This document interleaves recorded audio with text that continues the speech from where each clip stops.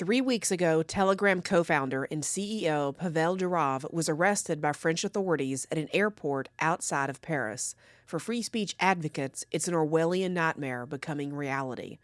It's all they can think about and all they can talk about since. But where was the question about this at the debate between Trump and Harris? There wasn't one. That horse and pony show was an art in how to say a lot without saying anything at all. It's what I like to call political pornography. While everyone is talking about Haitians eating cats and how Kamala is getting Taylor Swift's endorsement, a bigger story is missing from the mainstream news. France is trying to murder free speech, and the rest of the world isn't too far behind. Pavel could pay a high price for free speech. The first preliminary charge he was given is for, quote, complicity in managing an online platform to allow illicit transactions by an organized group. It carries a 10-year sentence. French authorities opened a preliminary investigation back in February. They claim a, quote, near total absence of a response by Telegram to judicial requests. The government was wanting data on suspects for a wide array of crimes, including child sexual abuse material, drug trafficking, and fraudulent transactions.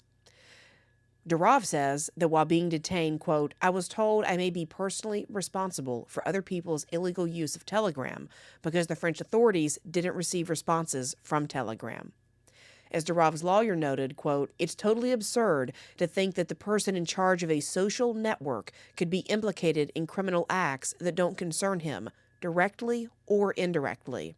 French prosecutors even admit as much, saying that at this stage, he is the only person implicated in this case. Forget the perverts you are chasing. Get the guy who owns the app some alleged criminal may use. Makes complete sense to me. Durov has since commented on the charges against him, saying, quote, if a country is unhappy with an internet service, the established practice is to start a legal action against the service itself. Using laws from the pre-smartphone era to charge a CEO with crimes committed by third parties on the platform he manages is a misguided approach. Now, as misguided as it may be, France knows exactly what it's doing. You see, the real beef here is free speech. France doesn't like it, doesn't want it, and they'll do whatever they have to in order to squelch it. Amnesty International has noted, quote, that French government's rhetoric on free speech is not enough to conceal its own shameless hypocrisy. With their atrocious record, it's no wonder that they would want the co-founder of Telegram behind bars. Nearly 1 billion people use the app. Its key feature is that users can send private, encrypted messages to one another. In fact, it's secure enough that Telegram is used in Ukraine by officials to share information on the war and deliver missile and air raid alerts. But hey, it's France. They have hairy armpits, smell bad, and wear funny berets. And they're little free speech Nazis, too. Maybe it's time we bring back the term freedom fries. The sad thing is it's not just France getting freaky with fascism. The United Kingdom already has laws that criminalize speech. Public Order Act 1986 prohibits any expressions of racial hatred. Section 18 prohibits speech that is, quote, threatening, abusive, or insulting. So I guess if Archie Bunker said something like this, England is a fair country, he'd probably get arrested today. In fact, intent to, quote, stir up racial hatred isn't even a requirement. You can be slapped with some shiny bracelets based on a charge that, quote, having regard to all the circumstances, racial hatred is likely to be stirred up thereby.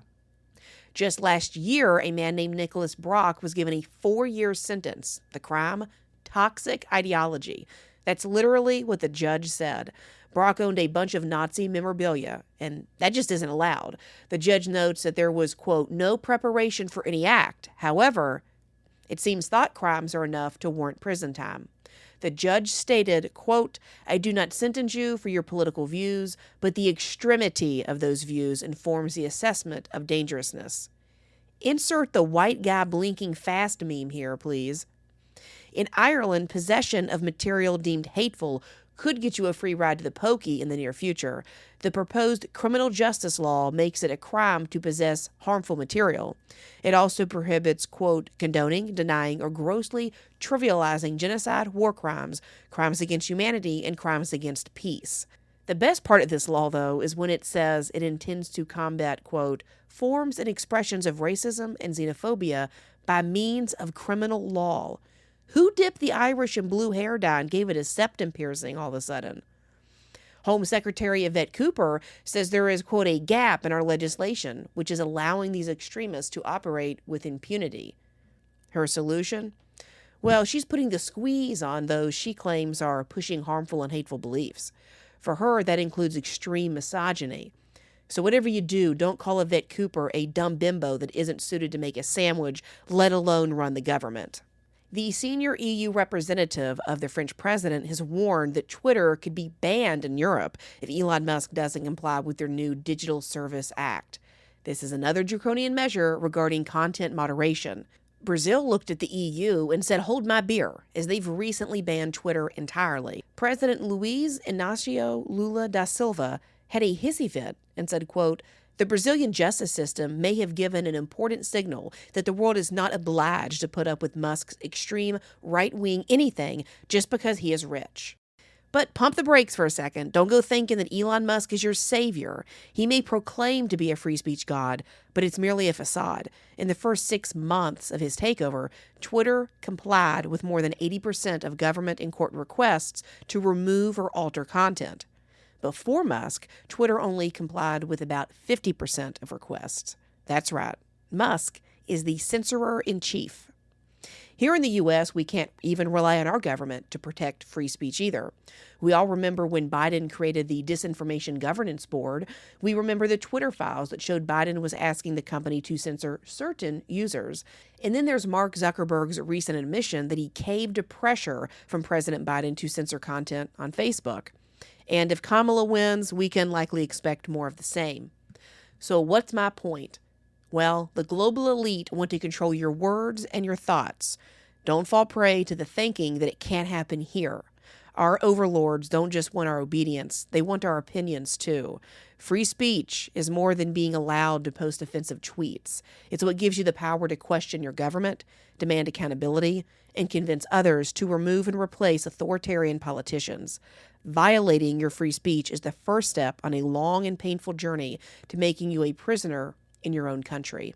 As Founding Father Benjamin Franklin once said, whoever would overthrow the liberty of a nation must begin by subduing the freeness of speech. Thanks for listening to Overnight Opinions. Be sure to tune in next Sunday night for an all-new episode. In the meantime, be sure to follow the Ladies Love Politics channel on TikTok, YouTube, and Instagram.